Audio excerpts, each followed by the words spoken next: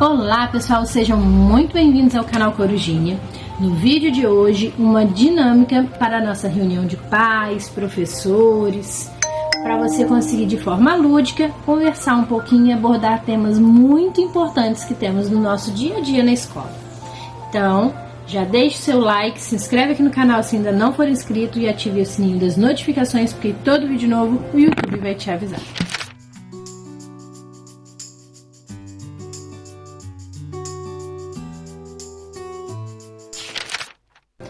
Vamos começar. Essa dinâmica, eu costumo trabalhar ela quando se fala de reunião de pais, mas naquela reunião lá do primeiro bimestre, trimestre, dependendo da sua região, tá? Porque ela é uma dinâmica que traz um pouco mais a clareza da importância das diferenças, das diferenças de aprendizado, para ser mais específico, né? Já quando vai realizar essa dinâmica com uma reunião de professores, talvez ela seja interessante você realizar no começo do ano, e aí no final da dinâmica eu explico para vocês o porquê, tá bom? Então vamos lá.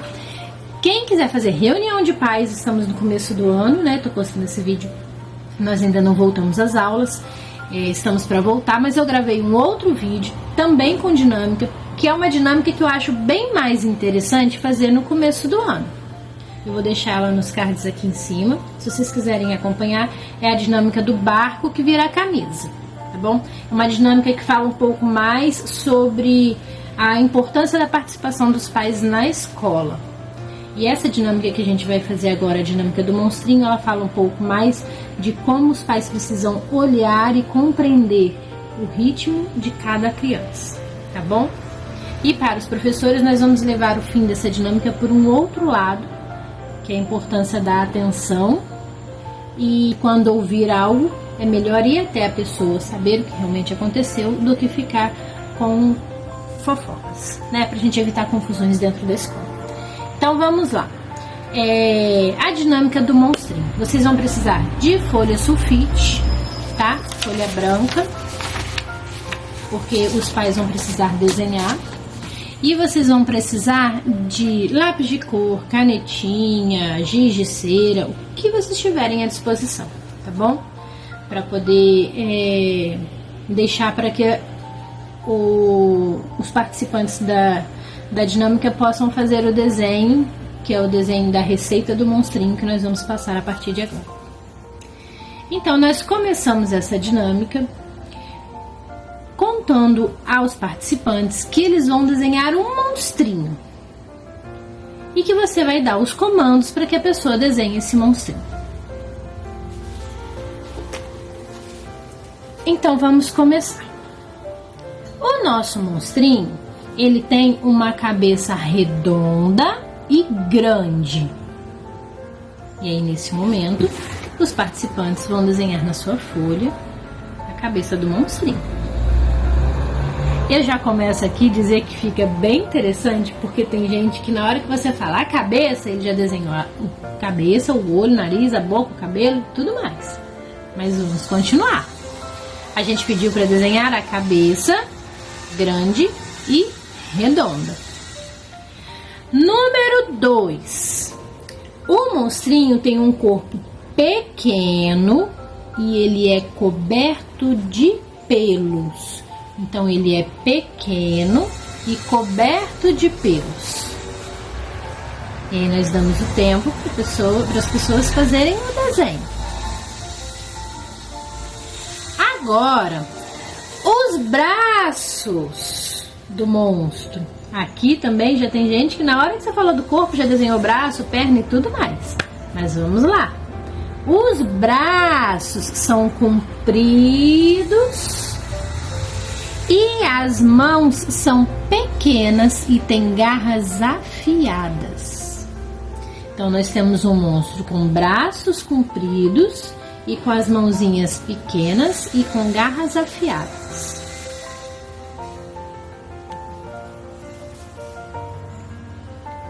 O nosso monstrinho tem pernas curtas. Então, a perna do nosso monstrinho é curta. O nosso monstrinho também tem os pés grandes e arredondados. Então, os pés do nosso monstrinho é grande e arredondado.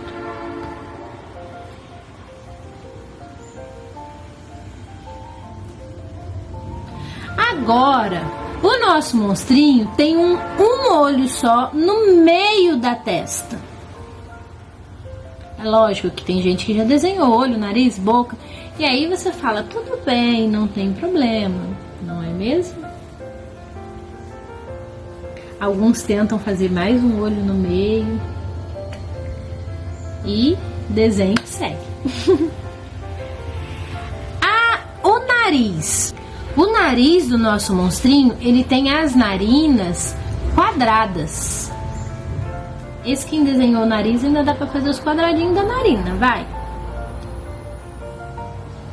E para terminar, o nosso monstrinho tem uma boca grande e cheia de dentes falhados. Então, os dentes do nosso monstrinho é falhado, ele perdeu já alguns dentes.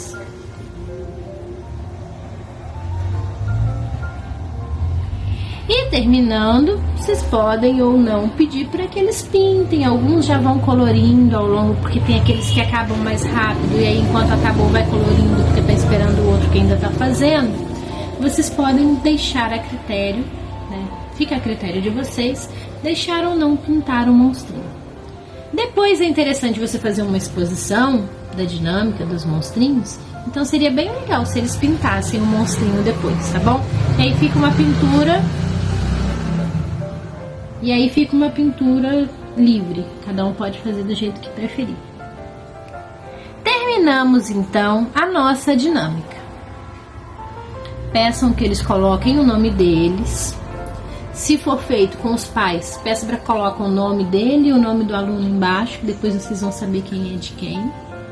Se for feita com os professores, eles colocam o nome. E aí nós vamos então expor esses desenhos lá na frente, na lousa, no quadro, né? Cada um chama o nosso bendito quadro de um jeito, vai de região. Eu sou carioca em São Paulo, lá era quadro, aqui é lousa, não faz diferença, tudo a mesma coisa. Então vamos expor os nossos desenhos. E entra então a nossa reflexão. Os monstrinhos ficaram iguais? Não. Mas por que os monstrinhos não são iguais se a professora explicou a mesma coisa para todo mundo? O que aconteceu?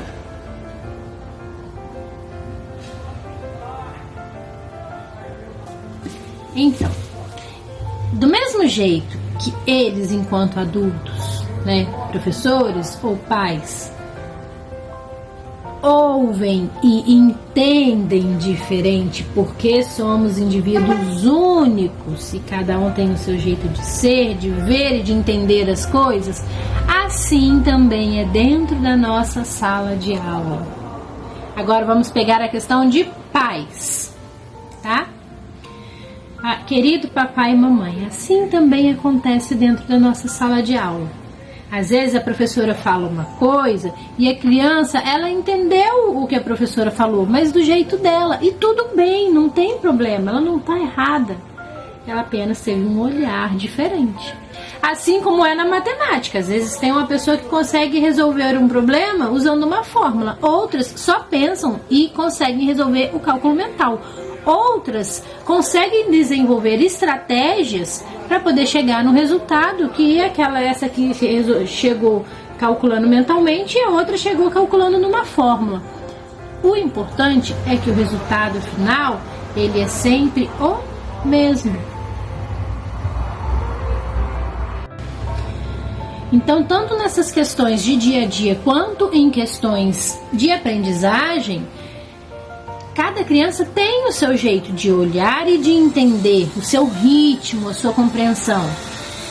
Os pais precisam entender nesse momento a importância do apoio E a importância da família e escola juntos, falando uma mesma língua, explicando uma mesma coisa, dando o mesmo comando, as mesmas orientações. Para quê? Para que essa criança possa se desenvolver ainda mais e tenha condição de se sentir mais segura no que faz e no que pensa. Família e escola juntos sempre formam uma parceria de sucesso. E aí, se o pai está em casa com um irmãozinho que é mais velho, mas o fulano de tal, o seu irmão, o seu primo, na sua idade já fazia e você não faz, como você não consegue? Mas olha o amiguinho do lado, aí na reunião, viu? O dele tá todo feitinho, bonitinho, como ele pintou lindo e o meu filho rabiscou tudo. Não façam isso. Não destruam a aprendizagem, não destruam o emocional do seu filho, principalmente enquanto ainda é pequeno. As palavras que você fala e as palavras que o seu filho ouve fazem uma diferença imensa na vida deles, na segurança, na capacidade de encarar a vida. Não destruam isso. Se as famílias soubessem o quanto isso prejudica psicologicamente, falando como psicopedagoga e como alguém que está estudando neurociência, a importância da palavra, da forma com que você fala as coisas para o seu filho, você mudaria completamente o que você faz. Então tenham esse cuidado, tanto pais quanto professores, de como falar com uma criança. Já deixo aqui, inclusive, recomendado um livro maravilhoso, eu tenho ele em PDF lá no site, se vocês quiserem podem entrar lá e baixar, o Pais Brilhantes, Professores Fascinantes, do Augusto Cury. A importância de na hora, não é que você não tenha que educar, é lógico que você tem que educar, que a criança tem que saber os limites, a criança tem que saber que tem limite, tem que saber que tem coisa que é de adulto, que não é de criança, ele tem que saber, mas a questão é como você fala, como você ensina. Como você, por exemplo, numa hora de uma pintura, nossa, que lindo que você pintou, ficou bem legal esse seu desenho.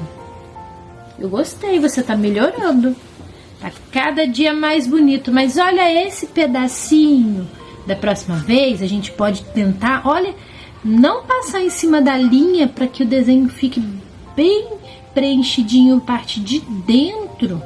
E a linha preta fique sempre pretinha, bonitinha, sem passar giz ou lápis por cima dela. Você não acha que seria legal? Não é diferente de você pegar... Mas que coisa horrível, você rabiscou tudo, passou por cima, não é para sair da linha. Vocês acham que a criança vai absorver o jeito em que você conseguiu explicar para ela algo que ela pode melhorar? Ou a bronca que você deu? Então, é muito, muito, muito importante a forma com que você fala com o seu filho, com o seu aluno.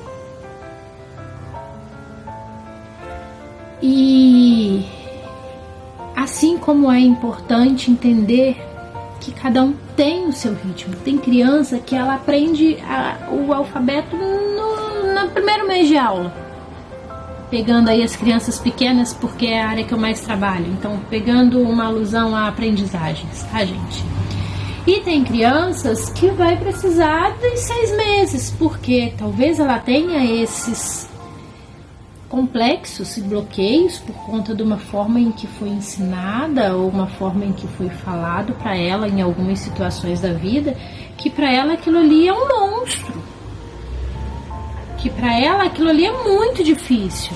E aí vai da sua atenção, do seu carinho e da sua paciência de explicar e ensinar e conseguir alcançar e reconstruir essa aprendizagem junto com o aluno, bom? Ou com o filho. E assim a gente finaliza pedindo os pais, falando com os pais. Por isso que eu falei da importância de fazer essa dinâmica no final do bimestre, porque aí você consegue, enfim, depois desse momento, entregar as atividades que foram feitas, as avaliações, e falar: pai, não compare o seu filho com o amiguinho do lado, porque cada um é um ser único, tem um ritmo, eles avançam, cada um nas suas particularidades. Tem criança que é melhor em matemática, mas não consegue ir bem em português. Tem criança que é excelente em português, mas não consegue fazer cálculo matemático, e tudo bem. Aos poucos, ela vai desenvolvendo habilidades para lidar com as dificuldades que ela tem. Mas não vai ser levando bronca e grito que ela vai conseguir mudar e alcançar esse objetivo, tá bom? Essa é a dinâmica feita pensando na família. E aí você pode dar orientações, pedir ajuda, né?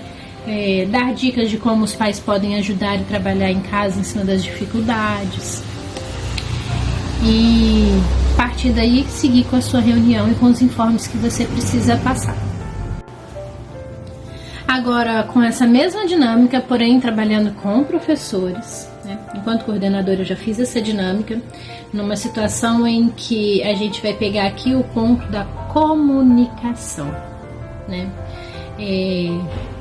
A gente hoje em dia, principalmente com os grupos do WhatsApp, a gente coloca às vezes algumas informações, ou às vezes a gente está numa reunião e a gente passa algumas informações em que as pessoas estão distraídas, conversando, atentas ao celular, ou faltaram no dia, e aí elas pegam a informação pela metade, não sabem o que aconteceu, né? Ou leram lá a informação que você colocou aí no grupo, e a partir do que leu, uma parte dessa explicação ou dessa mensagem que você colocou, ela não entendeu, e aí começa o disse-me-disse na escola. Não, porque é assim, não, porque é assado, não, porque eu acho que tinha que ser feito assim. E ao invés das pessoas chegarem até a direção, a coordenação, para poder perguntar, tirar as dúvidas e entender o que realmente aconteceu, elas preferem ficar naquele: não, porque foi isso que eu ouvi, não, porque foi isso que eu entendi, não, porque foi isso que ela falou, e não chegam nunca a uma conclusão. Então, aí eu volto à dinâmica. Todos os desenhos ficaram iguais? Não. Porque se foi a mesma orientação para os professores. Porque cada um é um indivíduo único, cada um tem um jeito de aprender, cada um tem um jeito de entender, e isso é normal. Mas nós não precisamos de conflitos internos. Ô Juliana, sabe aquela situação lá que você falou sobre ter que fazer a lembrancinha de início de aula para os alunos? Então, eu entendi que todo mundo é obrigado a fazer a mesma coisa, e como é que funciona? É isso mesmo? Aí a Juliana vira e fala: não, você pode fazer o que você quiser, foi uma opção, foi uma ideia, não é uma obrigação. Cada professor faz o que for melhor dentro da sua sala de aula, o que eu achar que cabe. Eu não tenho como pedir que um professor de criancinhas pequenas façam uma lembrancinha que a criança vai pôr na boca, que vai fazer mal para ela, diferente da criança maior, que pode fazer um trabalho mais diferente, mais artesanal, porque ela já tem essa capacidade. E aí uma coisa que a pessoa tinha entendido e que já estava no eu não sou obrigada, eu não tenho que fazer, eu não quero fazer igual, se resolveria apenas com uma conversa, não é? Então, a importância do diálogo, a importância de tirar as dúvidas. Professora, coordenadora, eu não entendi isso. Diretora, eu não entendi isso. E assim a gente resolve conflitos e situações pequenas e fúteis que acabam virando um caos dentro da unidade. Então, é uma dica para você que é da gestão, e também ficou a dica para professor, que vocês possam ter um ano maravilhoso e que a gente possa conversar mais, se ajudar mais e ter menos conflitos, para que nós possamos ter a nossa consciência, a nossa paz, né, de espírito, que possamos manter o nosso psicológico bem, porque temos o ano inteiro pela frente, um ano